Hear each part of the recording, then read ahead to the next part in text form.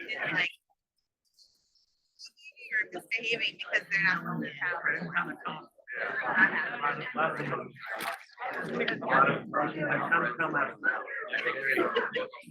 It's almost like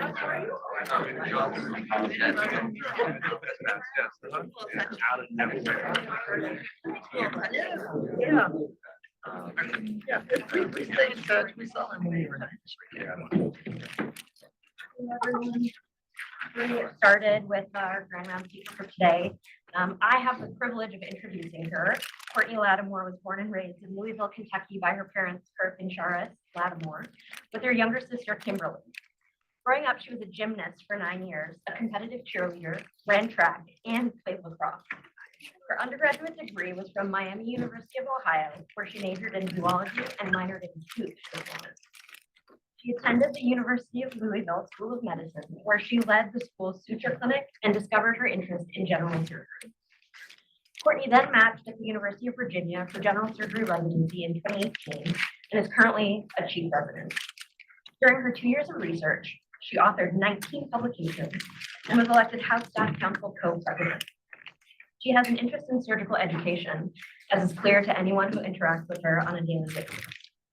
She spends her free time with co-residents, her husband, Bo, and her daughter, Millie.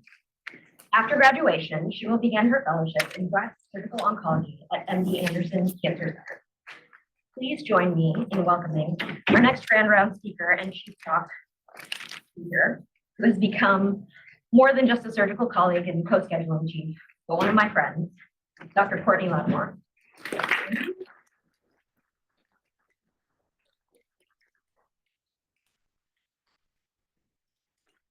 Thank you so much, Dina, for the introduction. I'm so excited to share with you all one of my favorite topics, which is voting and voting rights in America. This is Get Out the Vote, Physician Edition. I have no disclosures. In order to fully understand voting and voting rights, we will take some time to go through the history of voting and the fight for voting rights in the past and the fight that still continues today. James Baldwin wrote that the great force of history comes from the fact that we carry it within us, are unconsciously controlled by it. History is literally present in all that we do. Think to yourself, do I rent my house or apartment? Do I identify as a woman? Am I a person of color? If you answered yes to any of these questions, you would not have the right to vote at the founding of this country. The majority of us would not gain that right for 150 to 200 years after the signing of the Declaration of Independence. Thomas Jefferson seems to make his way into many UVA presentations, and this will be no different. Thomas Jefferson, who wrote the Declaration of Independence in 1776, when the right to vote was restricted to white men who owned property, most of whom were Protestant. In 1789, George Washington is elected as the first president of the United States, where only 6% of the population has a right to vote. 67 years will pass by before the owning property requirements are removed from voter eligibility, and all white men, particularly working class and poor white men, gained the right to vote in 1856. Many critical events will happen over the next 15 years, including the Civil War, which at its end, the 13th Amendment is ratified, which abolishes slavery. Abraham Lincoln is assassinated that same year. This is followed by the 14th Amendment in 1868, which grants citizenship to any person born or naturalized in the United States, granting freed slaves and other Black citizenship. In 1870, all men, regardless of race, are able to vote under the 15th Amendment, prohibiting voter discrimination based off race, color, or previous servitude. Notably, this did not include Native Americans, and less than 50% of the population is now able to vote. Women are still excluded, and some women suffragists did oppose the 15th Amendment because of this. After the passage of the 13th, 14th, and 15th Amendment, America enters a formative period of Reconstruction. Reconstruction was defined as a post-Civil War United States with war and laws changing the fabric of the country politically, socially, and economically. It was the first period in U.S. history to enact laws for racial equality, which caused extreme strife and anger with Southern Democrats. Black people advocated advocated for their rights to land, fair wages, and were organizing and going on strike when they were treated unfairly or not paid for their work. The freedom of Black people meant that there were no longer free laborers to work farms and plantations in the South. The South's economic and financial institutions were in ruin after the Civil War, and many white slave owners were in debt and could not maintain their land or afford to pay laborers fair wages. Black people were the majority of the population in many congressional districts across the South. Black men gained the right to vote and elected people to Congress who represented them. The first Black House members and senator are depicted here. Black Republicans won 3 of the 4 congressional seats in South Carolina in 1870. Robert Smalls was a U.S. House of Representatives member from South Carolina. He was a Civil War hero who also happened to purchase the mansion of his enslaver. Before he was a House member, he organized a boycott of the segregated Philadelphia transit system, leading to its desegregation, and was a representative in the South Carolina State House and Senate, helping to write a new state constitution. He was elected to Congress in 1875 and served 5 terms. Due to revisionist history, the success of Black people like Robert Smalls during Reconstruction is not well known. The rise of Black people to political positions and economic advancement was not tolerated well. White backlash or white rage is the response of some white people with violence and systematic and overt racism to the progress of other ethnic groups, immigration, and changing demographics that challenge the racial hierarchy. White redemption is a period of time where white Southerners systematically dismantled Reconstruction-era laws, disenfranchised Black people through electing white supremacists at the state and local government. There were multiple white supremacy groups that became prominent during this time, like the KKK, White League, and Red Shirts, which worked to regain political power while also terrorizing the Black community. The middle photo depicts a group of red shirts outside a polling location in North Carolina on election day. The election of 1872 was particularly violent. In Kansas, there were more than 2,000 politically motivated murders. In Louisiana, there was the Colfax Massacre, in which freed Blacks and allied Republicans were at the courthouse when an armed group of white Democrats set the courthouse on fire and shot people as they emerged. Between 70 and 150 African Americans were massacred. Black members of Congress were not immune to this and experienced profound discrimination, with members like John Harris of Virginia who persistently questioned the rights of his Black colleagues to be called men. John Mercer Langston, the president of Virginia State University and founding dean of Howard Law School, was elected to the U.S. Congress as the first African American from Virginia. He would also be the last for nearly 100 years. Virginia passed a disenfranchising constitution that excluded Black people from politics for decades. The last Black congressman elected from the South was George Henry White of North Carolina, elected for 2 terms until 1901. No African American people served in Congress for the next 28 years, and none represented any Southern states for the next 72 years. After the passage of the Civil Rights Act of 1875, Congress enacted no further civil rights legislation for more than 80 years. Prior to the passage of the Federal Voting Rights Act in 1965, Southern states maintained elaborate voter registration processes to deliberately deny the vote to Black people. Some of the mechanisms in which the vote was suppressed, besides through violence and intimidation, was through purge of voter registration rules, in which counties would decide to do audits and would remove people from being registered for any reason and without notifying them. Altering their state constitutions to create loopholes in granting the right to vote to all eligible citizens. Some state provisions prevented people from voting if they were convicted of a crime. Black people were often accused, convicted, and jailed for crimes that they did not commit. Poll taxes, which required payment to cast a vote, usually enough money that would be burdensome for anyone of low socioeconomic status. Literacy tests were administered to prevent Black people from voting because slaves were not taught to read or write. After Reconstruction, 80% of Black people could not read or write. The grandfather clause was a mechanism of white people bypassing these tests. If your grandfather could vote, then you could vote.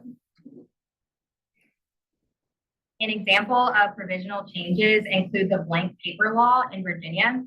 Virginia changed its election laws to include a blank paper law, where registering to vote included bringing a piece of paper and answering the following 10 questions in writing in front of a registrar to prove your literacy. Here's an example of a literacy test administered in the state of Louisiana in the 1950s. The instructions say that you have to answer 30 questions in 10 minutes, and one wrong answer denotes failure. These were intentionally confusing, such as spell backwards forwards, print the word vote upside down but in the correct order, and had nothing to do with literacy, such as draw a triangle with a blackened circle that overlaps only in its left corner. Alabama's state test asked, how many soap bubbles are there on a bar of soap? An obviously unanswerable question. The county registrars, all white, would be the judge of whether or not an answer was correct. I'm sure you all were wondering what jelly beans had to do with the talk on voting.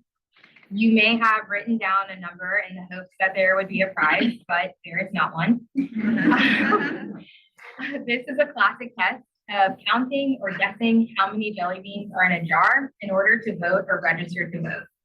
There is not a correct answer because any answer would be wrong, and the question may even change to, well, I didn't ask you how many there were, but how many red or how many green. This test was disproportionately given to Black people who tried to register to vote. Teresa Burrows, a civil rights activist in Alabama, went to the courthouse every month for 2 years and was asked how many Black jelly beans or how many red. She went to the registrar and participated in this humiliating scheme over 20 times before she was given a voter registration card.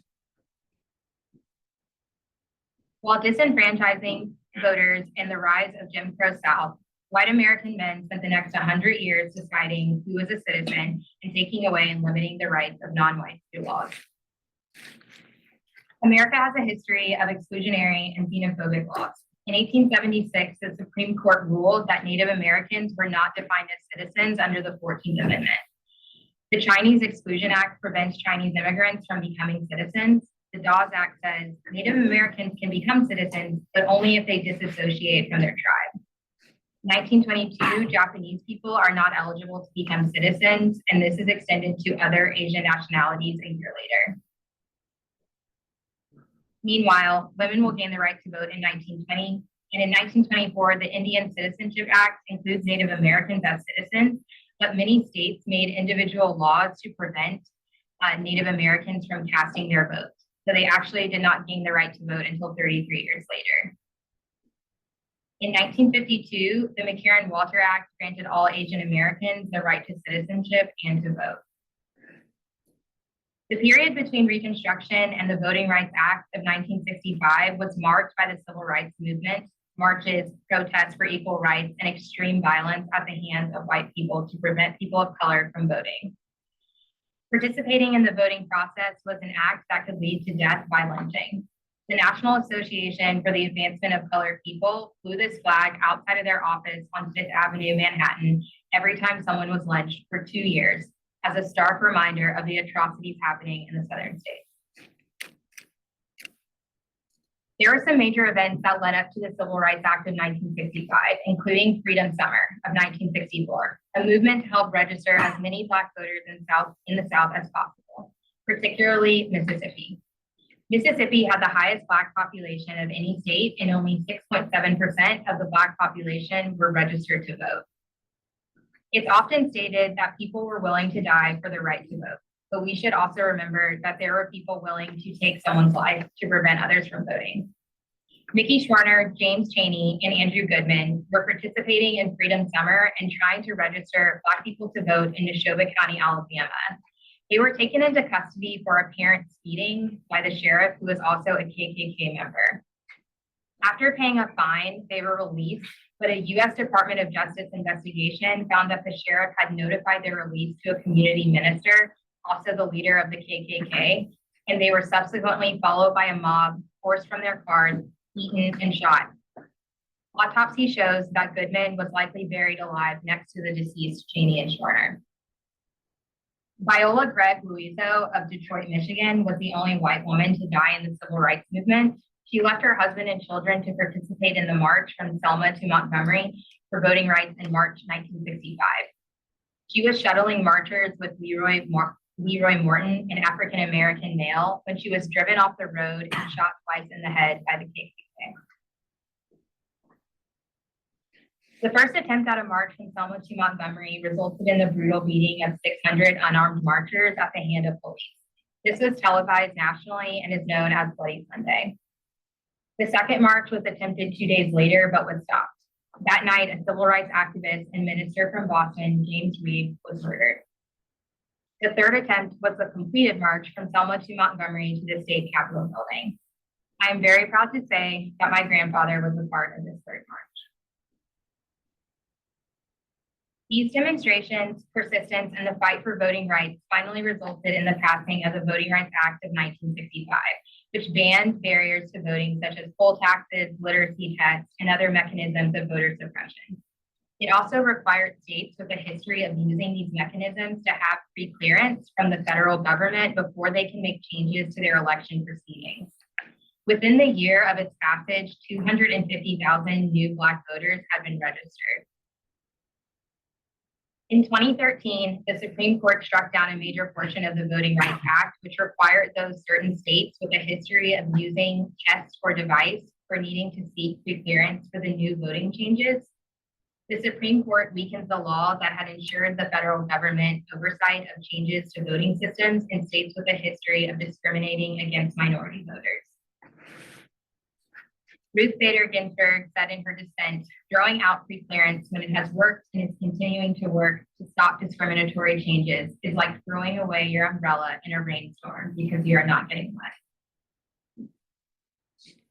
People would like to think that the protections in the Voting Rights Act are not necessary anymore because we are supposed to have progressed past discriminatory practices. Voter suppression is still very much alive today. Today, voter suppression tactics include strict voter ID laws that may only accept a photo or government ID and proof of citizenship via a passport or birth certificate. Under the SAVE Act, which is attempting to be passed in the House, it would require voters to prove their citizenship every time they register to vote through a passport or birth certificate.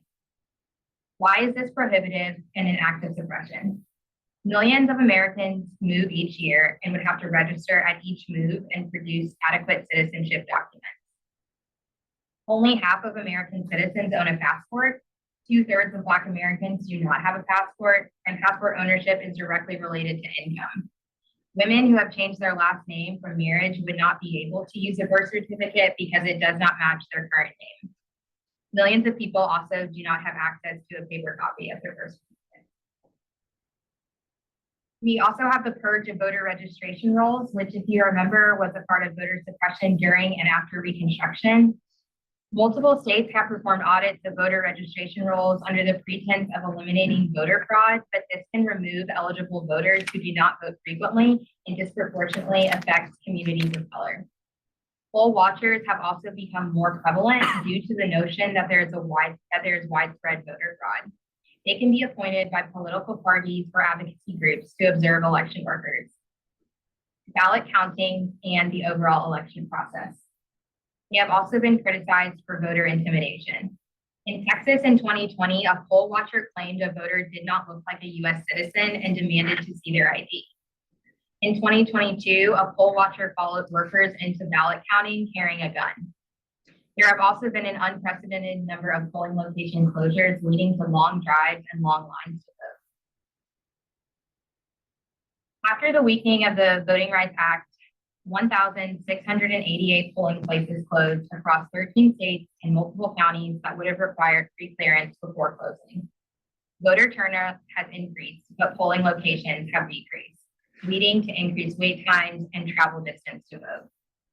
There have been 317 restrictive voting bills that were introduced in the last year across 40 states. Georgia closed higher percentages of voting locations than any other state, with some counties closing more than 80% of their polling locations. The 2020 election, Georgia was flipped blue and also elected a second Democratic senator. In response to this, Georgia passed SB 202, which reduced the number of ballot boxes in communities of color, limited voting hours and early voting, and added additional requirement to voter ID laws, and made it illegal to provide voters waiting in line with food and water. This picture shows people in Cobb County who waited up to 6 hours to vote. The past few elections have had some of the highest turnout in several decades, but it is still quite low, with less than 50% of Americans voting in midterm elections and only 2/3 in the 2020 presidential race.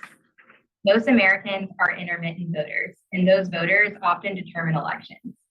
Is there low participation because of barriers to voting, disillusionment with politics and the political process, or a general sentiment that a vote does not really matter?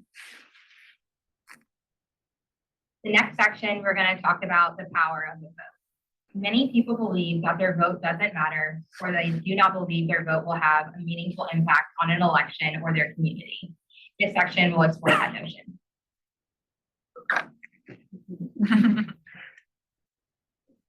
In the 2000 election of George W. Bush versus Al Gore, the entire election came down to one state, Florida. Nearly 6 million votes were cast, and the difference was a mere 537 votes, or 0.009% of the electorate. 537 votes determined the election and changed America for the next 8 years. There was another close race that election in New Mexico, and even though they did not have enough electoral college votes to make a difference, in another year it could. This was a difference of 366 votes, or 0.06% of the electorate. I'm sure you're thinking, I don't live in a swing state, this may not apply to me, and that can be a great point. Although more people show up to vote in presidential elections, midterm and smaller local elections are where your vote can have the most impact on your community. Here in Virginia in 2017, the race for the 94th district was between Shelley Simons, a Democrat, and David Yancey, a Republican. This House race would determine which party controlled the Virginia State House. They tied with 11,607 votes. There were notably 675 Libertarian votes and 22 write-in votes. This went to a historical way of tie-breaking in which each candidate's name was written on strips of paper, placed into film canisters, and mixed together in a bowl. David Yancey ended up winning, and Republicans controlled the House 51-49. The next few slides will map a vote to policies or proposed policies. I use my state representative, Amy Loeffler from District 55 and Cree Dees of District 11 that are newly elected. Since the beginning of this year, 380 bills were introduced in the first session. Amy Loeffler and Cree Dees have voted yes on increasing the minimum wage steadily to $15 an hour by 2027. They voted yes on requiring the state medical board to include cultural competency and unconscious bias training and continued education for your medical license. And they voted yes on increasing the period of time between a landlord notifying a resident they are behind on rent and terminating their lease agreement from 5 days to 14 days. You can see that some of these are close votes in the House and Senate. They still will have to go to the governor. On a national level, Virginia elected Mark Warner and Tim Kaine to represent them in the Senate. They voted yes on the Inflation Reduction Act. This was tied 50-50 in the Senate, which was broken by Kamala Harris 51-50. This then went to the House, where our Charlottesville representative Bob Good voted no, but it ended up passing and Joe Biden signed it into law. From a patient and healthcare perspective, the Inflation Reduction Act caps out-of-pocket costs for Medicare employees, expands eligibility to low-income subsidies that reduce copays, premiums, and deductibles. It also reduces the cost of prescription drugs. Notably, insulin is capped at $35 per month for Medicare beneficiaries. Driving the price of insulin down through Medicare put pressure on other drug companies to also lower their prices of insulin. Even if a patient does not have Medicare, they can still potentially benefit from these lower prices. The IRA also made recommended vaccines free. 10 million Americans in 2023 received a free vaccine. It also attempts to protect patients by requiring drug companies to pay a rebate to Medicare if they raise their prices faster than the rate of inflation. In the last election, we had a toss-up Senate race between Bob Casey and the incumbent Dave McCormick. This race was determined by 15,115 votes. While that seems like a lot, it represents 0.2% of the electorate, and nearly 180,000 people voted for third-party candidates. This Senate seat was and will continue to be critical for the Trump administration advancing their agenda. For cabinet nominations, Donald Trump picked Pete Hegseth to be a Secretary of Defense, who leads the Department of Defense, which employs 2.8 million people. This was voted on in the Senate, in which McCormick voted yes. This was 50-50, and JD Vance, the VP, broke the tie, and he was confirmed. So what does voting have to do with medicine, and why is it relevant to physicians and surgeons? Medicine itself is political, and when we vote and our patients vote, we are electing leaders that will make decisions on health policies that directly impact affordability and accessibility of healthcare, in addition to policies that impact our community and directly and indirectly affect our health. 80% of health outcomes are determined beyond clinical walls, and voting impacts public health policy. What we do here every day accounts for only 20% of a patient's health outcomes. Even if we provide excellent quality care, save someone's life, fix their hernia, or remove their cancer, if they leave here and do not have basic needs like safe housing, clean air and water, a job with a livable wage, these will negatively impact their health and outweigh their clinical care.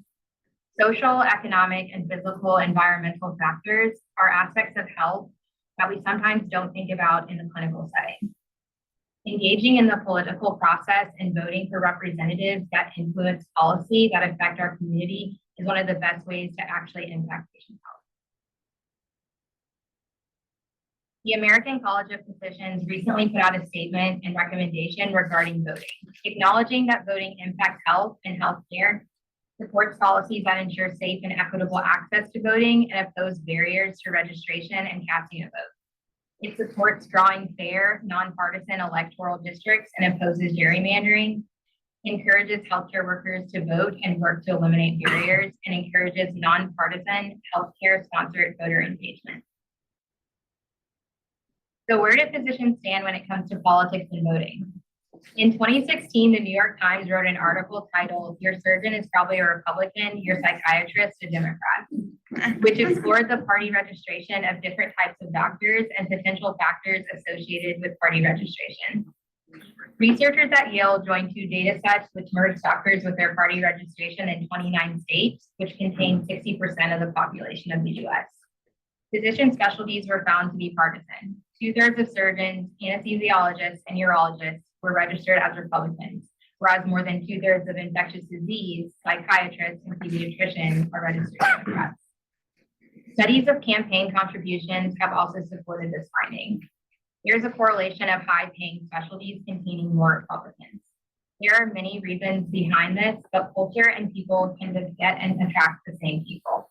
Specialties that historically had less women and people of color also lean Republican. So does party registration and ideology of your physician really matter? There are recent studies showing that factors like race and sex of a physician play a role in the care of their patients due to inherent biases. We would like to think that political ideology does not influence how we care for patients, but this is unlikely to be true.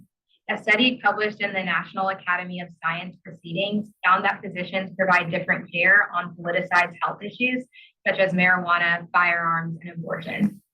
A study was conducted on a few hundred physicians using clinical vignettes. When asked about the seriousness of these issues on a Likert scale of 1 to 10, Democrats and Republicans differed significantly in regards to marijuana, abortion, and firearms. This difference played out in the way in which they counseled patients in the vignettes on these topics. For example, a Republican physician is more likely to talk to a gun owner about safe storage in their home, while a Democrat physician is more likely to encourage the patient to not store firearms in their home at all. Democrats did not see marijuana as an issue that needed significant counseling, whereas Republican physicians would be more likely to urge the patient to cut down and discuss the legal risks. So physicians have opinions, and those opinions have an impact on patient counseling and care. But are they voting? A study from 2004 to 2018 examined the voting behaviors of physicians and other healthcare professionals and found that they were significantly less likely to vote than other professions. This study controlled for socio-demographic characteristics associated with voting. Physicians, dentists, and RNs were significantly less likely to vote than other professions like lawyers, engineers, and social workers. Physicians vote at a rate 12% lower than the general public. They are 30% more likely to vote by mail and 15% more likely to vote early. Of those that did not vote, 70% stated they were too busy or had a conflict due to work or school. A different analysis of voting behaviors of physicians was published in JAMA, which also found very similar findings to the previous study, that physician voter turnout was lower than the general population. This same study found that from 1996 to 2002, physicians voted approximately 9 percentage points less than the general population. For presidential elections, historically, physicians have tended to be a bit lower, but similar voter turnout as the general population, with 2020 being an exception. Physicians had a higher turnout than the general population in 2020. Many point to the COVID-19 pandemic as formative in changing physician voter engagement. Until the 2018 election, physicians have persistently significantly lowered turnout for midterm elections. In 2018, physician turnout approached similar to the general population. The reported barriers to voting were not being registered to vote and being too busy or having a conflicting work schedule. The most common reasons for not registering were not meeting the registration deadline and not being interested in politics. There are many reasons that physicians have lower voter turnout outside of an inflexible schedule and disinterest. Some studies have considered the notion that the intensity of medical training and time spent distances trainees from their communities, and this is not picked back up once training ends. There is also a sentiment that being a physician is the way in which they are contributing to society and their community and serves as a substitute to other community engagement, including voting regularly. Among physicians, voter turnout did not differ by sex, but increased with age group. Within the Gen X of baby boomers and the silent generation, all more likely to vote than millennial physicians. This is on track with the general population. Most residents and fellows today are millennials. There have been several studies examining voting and trainees. In 2020 at UT Southwestern, a study was conducted across the 8 largest residency programs regarding voting among trainees, with internal medicine being the most represented. Although 89% participated in the 2016 presidential election, midterm and local elections in the presidential primary had much lower turnout. They also sent out a survey regarding barriers to voting. The most common barrier was finding the time to go vote due to long work hours. Logistical hurdles referred to not knowing when and where to vote, and psychological factors included relating to the statement, "I feel like my vote does not count." Another study was conducted at the University of Alabama, Birmingham Pediatrics Residency. They sent pre-election surveys that asked trainees about their interest in voting, plan to vote in November 2016, and barriers to voting. There was also an intervention in which they sent reminders about registration deadlines and election dates. Similar to the other study at UT Southwestern, residents cited a lack of time as being the biggest barrier to voting. If they were not registered in the state of Alabama, some other barriers included having an issue obtaining an absentee ballot in time and having to figure out how to register in the state. In this study, 89% of residents planned to vote, but only 69% did on post-survey analysis. The ones who did vote said that the reminders were helpful. The American Medical Women's Association came up with 5 ways of promoting and increasing voting and trainees based on feedback. Many residents felt like their programs were supportive of voting, but did not put in place measures to help residents to vote, citing lack of protected time, reminders, or resources. Some strategies included education regarding how to register to vote in a new state, particularly at orientation. Also using educational conferences to update trainees on new healthcare policies in their state and nation. Encouragement to vote through reminders in multiple formats like posters in workrooms, emails, announcements. Flexible scheduling on election day to enable anyone who wants to vote to be able. Providing transport or transport resources, particularly in programs where residents do not own cars. And utilizing GME program coordinators and leadership to provide voting information and resources. Few graduate medical training programs have prioritized voter registration or time off for voting. The UT Southwestern Internal Medicine Program created a trainee-led program to encourage voter registration among their peers, which they published data on in JAMA Internal Medicine. The residency was divided into groups, and 2 residents per group served as civic engagement champions. They used a list of strategies to promote and assist in the voting process from August 2020 to September 2020, leading up to the voter registration deadline. Flyers were placed in 24 resident workrooms across 3 hospitals. They achieved 99% voter registration, and the department adopted voter registration as a routine part of internal orientation. This is just an example of the strategies that civic engagement champions used as a guide for the study. Despite enthusiasm around voter initiatives among peers, med students, residents, and fellows seem to have conflicting views on their role in being a part of voter initiatives for patients. A survey regarding perspectives on a voting initiative and general patient advocacy was sent to 1,700 Johns Hopkins med students, residents, and fellows, with about 400 responding.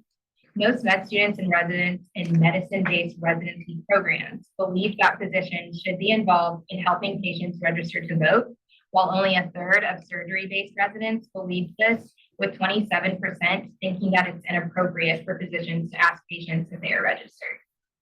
Even among students and medicine-based residents who viewed their role in the initiative positively, many cited barriers to actually asking patients about their registration because it did not fit into the workflow, and many consistently just forgot to ask. Although there can be discomfort in addressing voting with patients, there have been studies that show that patients report feeling more cared about and have a sense of deeper trust with their physician when asked about voter registration during visits. A common question is it legal or ethical to register patients to vote as a physician? The 1993 Voter Registration Act designates healthcare facilities as equivalent to DMVs and are appropriate for voter registration. It is HIPAA compliant as patients opt in to inputting their own information. Voter registration data does not fall under HIPAA regulations. As long as no candidate or political party is mentioned, public healthcare facilities can have voter registration drives. The American Medical Association, American Heart Association, and American College of Physicians have all put out statements emphasizing the role that voting plays in health and advocating for voting access to be something that healthcare providers address. Previous studies have shown that patients with disabilities, depression, heart disease, and other chronic conditions are less likely to vote. A patient's physical and mental health affects their ability to vote, considering all of the logistics that come with voting, which can include anything from obtaining an absentee ballot to standing in line on election day to being able to drive to a polling location. Votes affect public policy, and public policy in turn affects the physical and mental health of the community. Study during the 2020 election evaluated the relationship between a county's health by measure of lifestyle health index score and their voter turnout. The Lifestyle Health Index was a sum of county-level prevalence for risk behaviors such as binge drinking, smoking, lack of physical activities, health outcomes of an array of chronic diseases, and patient self-reported mental and physical health. Higher LHI scores meant worse health. They found that poor health may be a contributing factor to lower voter turnout. Voter turnout was less than 60% in both Democratic and Republican counties with high LHI, showing that poor health can be a barrier to voting despite ideology. Patients with poor health are less involved in the political process and thus may not have their needs adequately met or heard by their representative, and policies may not reflect those that are most in need. 62% of unregistered voters haven't registered because no one has asked them. So if we're going to engage patients in voter registration, what does that look like? Vote ER is a patient voter registration initiative started at MGH by Dr. Alistair Martin and Aaliyah Badia during the 2020 presidential election. This initiative expanded to over 60 different medical centers across the country, and 15,000 healthy democracy kits were sent across the United States. These included signage for waiting rooms and badges for healthcare workers that contain a QR code that help register patients to vote. The Healthy Democracy campaign was a competition among healthcare students to form teams and use the Healthy Democracy kits in the clinical setting in their community. There was a national online leaderboard that ran from September through Election Day. Med Out the Vote is an initiative by the American Medical Student Association to motivate med students to engage in voter registration and help people obtain absentee ballots using the Vote ER materials. Med students at UNC and Duke get a 3-day competition to see who could register the most voters. UNC beat Duke, and together they had over 500 new voter registrations and absentee ballot requests. Vote ER engagement was studied in a cross-sectional analysis examining the demographics and voting behavior of people who were registered to vote through Vote ER. Individuals engaged through Vote ER were compared to two national political outreach surveys. The first chart shows the age distribution, and the second shows the distribution of people contacted by race and ethnicity. These results suggest that healthcare-based voter registration and mobilization through Vote ER reaches significantly younger and more racially and ethnically diverse populations compared to outreach by political campaigns and in other voter registration settings. This study also showed that there was an increase in voter turnout after being contacted by Vote ER in every demographic. For example, 50% of Hispanics contacted had voted in 2016 versus 83% in the 2020 election after outreach from Vote ER. Why do initiatives like this matter? Healthcare facilities are in a unique position to positively impact and engage historically excluded populations in the voting process. White Americans vote and register with more frequency than people of color, and older adults vote more frequently than younger. This Pew Research study examined the demographic of those who voted in 2018, 2020, and 2022. Nearly half of Hispanic Americans and a third of Black and Asian Americans did not vote in 3 consecutive elections. People aged greater than 65 years old make up about 18% of the population, but nearly a third of the electorate. One of the best initiatives I came across was before Vote ER. It was conducted in the Montefiore Family Medicine Residency Clinics in the Bronx, New York. They had volunteers, including med students and residents, ask patients if they were registered to vote and assist if they were interested. 51% of their patients eligible were not registered. Only 6%, or 14 patients, declined to register when asked. These clinics see majority underserved populations, and initiatives like these can be essential to establishing rapport with the communities by showing that you care about their voice in the political process and encouraging them to use it. So in conclusion, we have a responsibility as physicians to care for patients, but that care should extend beyond the hospital walls. One of the simplest but most powerful ways to engage in our community is to vote. America has a history of voter suppression, and we have to continue to fight for access to the most vulnerable populations. Your vote does matter. Whether it's a local election or Senate race, these votes shape policy which impact your life and the life of the patients you serve. We as physicians can be better engaged in our communities by encouraging each other and our patients to participate in the voting process. My idea for this talk and a lot of the historical material came from the National Museum of African American History and Culture. I have been here numerous times with my family and best friends and have yet to make it through the entire museum. It is truly a wonder and work of art. I highly recommend that you visit it if you're in DC. Here's some of my resources. I wanted to thank all the attendings at UVA who have been part of my 7 years here. I have learned so much from all of you and greatly appreciate the time you have dedicated to help shape me into a surgeon. I wanted to specifically thank Dr. Friel for recruiting me to UVA as a member of his first class as program director. My research mentors, Dr. Zeitfriedem and Dr. Showalter, as well as all of the breast surgical oncology faculty, Dr. Brennan, Dr. Schoen, and Dr. Bankel, for mentoring me, writing me letters for fellowship, and inspiring me to become a breast surgeon. I could not have made it through residency without my wonderful friends who are also my co-residents. I'm so lucky to get to do residency with such an intelligent, funny, supportive, and kind group of people. I have formed friendships here that I will get to carry throughout my life, and that is priceless.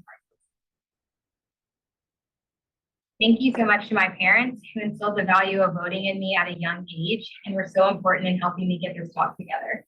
I would not be here today if it were not for you all. Thank you for carrying me across the finish line of residency. Thank you to my sister, Kimberly, who is an expert in public health and challenges me to see healthcare from different perspectives and was a major contributor and sounding board for this talk. Thank you to my husband, Bo, for your unwavering support throughout all of my residency and all that you do for me and Ellen. Thank you, and that's all I have.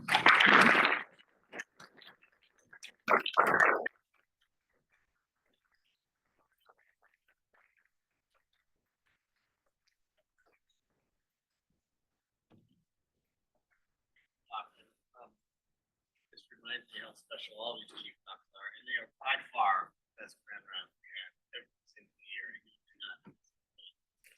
And it just reminds me, a long time ago, when I did interview you, and I remember all the gymnastics and all, how impressed I was that day, and you have not. So, thank you for all you do. I think a couple things. One is, it reminds me how important diversity of thought is, right? And it seems to be a dirty word nowadays to say diversity, but like you brought to our residency a diversity of thought, right? And you have brought this talk, and you remind us about the things that sometimes we forget about. We can't forget about this. One thing that you did not mention, but you did as an intern, was you wrote to me in my first or second year of PD life. And we had morning report at 6:30 in the morning, and you said, listen, this is a problem for people who want to vote. And it never in a million years occurred to me that we should be doing that. And so every year after that, and you usually are the one that reminds me, right? We cancel morning report, and I send out an email that says, like, make sure, the clinics, whatever, people have to vote. And we provide all the local data about where to vote and all that, but that was driven 100% by you as an intern. It also speaks to how you, even as a young person, can impact the culture around you. And I'm a little bit worried that now that you're gone, I'm going to forget to write that email, but so someone's going to have to pick it up. But thank you, and really a spectacular talk. Congratulations. Dr. Smith? As a follow-up to that, actually, I was thinking about the same things. When I was a resident, there was, first of all, we didn't actually have anything called early voting. It was absentee in person. And so that's improved a little bit in Virginia. One of the few election access things that seems to be trending in the right direction right now. And we weren't sending out information, and we started sending out information about how to vote early and all that other stuff. And then we canceled morning report. And so, I'm a white male landowner, so it feels easy for me to vote. It was designed for me in the first place. Are we locally doing enough to help our people get to vote? Have we've made steps? We've done enough? Yeah, so when I was working with the med students over my time on research, specifically with the Association of Women Surgeons and the med student group, we did a voter registration drive that was like in the ERC, but that was there were no other groups that were really doing that at the time. And so from the perspective of inside the residency program, I would not say that we do much at all that engages the community as far as voting. As far as the larger Charlottesville area, I'm not sure what people are doing in the community specifically to like address this. Just had a comment. Thanks so much, Courtney, for this wonderful talk. It was truly excellent and comes to no surprise with your dedication and passion. I was really struck by the link between, our physician demographics and how they counsel patients and how it affects them. And with everything that has been going on, I just wanted to, bring out a salient point that it does impact our own home institution, and even the leadership scholarship that is run through GME, I was recently told is no longer allowed to include the word diversity in it. So I think when we think about future generations of physicians and the fact that even our own Gabrielle's co-president, Richard, for HCDI actually went through that program, I think we need to all as a community be reminded that this impacts our home and we need to really rally behind it. Courtney, that was a fascinating and important presentation. I just want to say that, Courtney, not only she's an excellent surgeon, but she's a compassionate surgeon. And I think she is able to lead. And I think that's one of the things that we're very proud of her, in terms of, making sure that she takes care of all the members of our team and our patients. So I think, I'm sure you're very proud of her. Courtney, I think this is an important talk. I think Charlie mentioned it, we shouldn't forget, UVA has a complicated history, both in the past and even recently. Those that forget, the quote that those that forget the past, are condemned to repeat it. And I think what I see is not only a department or faculty, standing up, have the courage to make the changes, but what I'm really, proud of is our house staff, our residents, who, even at their younger stage of their careers, are still leaders, not only in institutions, but our community. There's examples with the House Staff Council for the diversity and inclusion. Right? That is initiated by our residents and continues to be an important part of sort of the changes that are needed in our institution.